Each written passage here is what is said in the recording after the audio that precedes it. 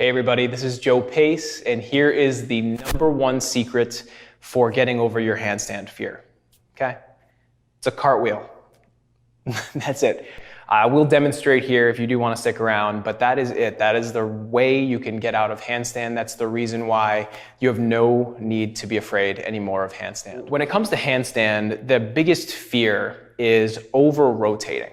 When you jump up, you feel like you're going to flip over, land on your heels, or maybe even land on your back, almost like a reverse belly flop on the floor, which definitely wouldn't feel good. And honestly, in my opinion, it's completely reasonable to be afraid of handstand. We don't do it ever naturally in our day-to-day.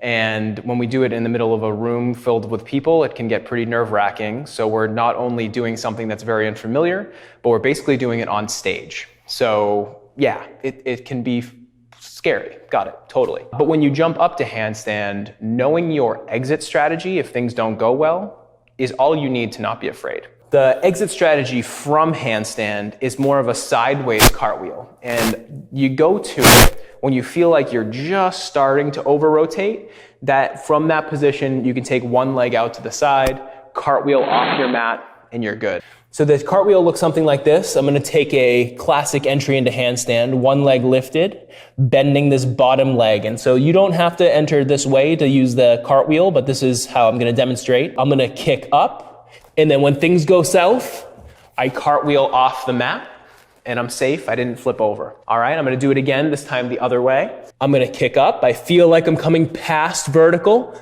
and then I just cartwheel off to the side. Okay, so you can take a few cartwheels yourself.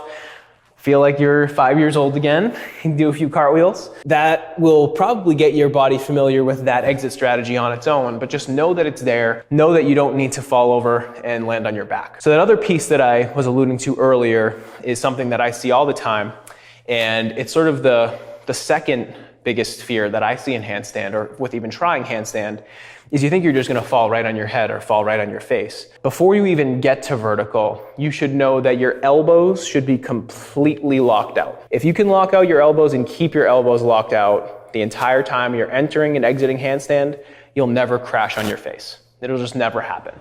So oftentimes what I'll see is when somebody comes into handstand, the elbows bow out to the side, okay? And so what happens here is you create almost infinite variability between a locked out elbow and a completely bent elbow. So there's all of this distance that your body can move. And also, the more you bend into the elbows, the closer your face gets to the ground. Just know that there's never any reason to bend your elbows in handstand. Unless you're trying some sort of advanced transition, you're going to want to keep your elbows completely locked out. And then from here, it becomes actually really safe. You know that you're not going to crash your face down, and you know that you're not going to flip over. And those are the two major reasons why people are afraid of handstand. And so now that you know how to protect yourself in your journey towards working towards handstand, you really have no excuse at all. Now, all it is a matter of practice. Your fear is gone. Time to practice your handstand.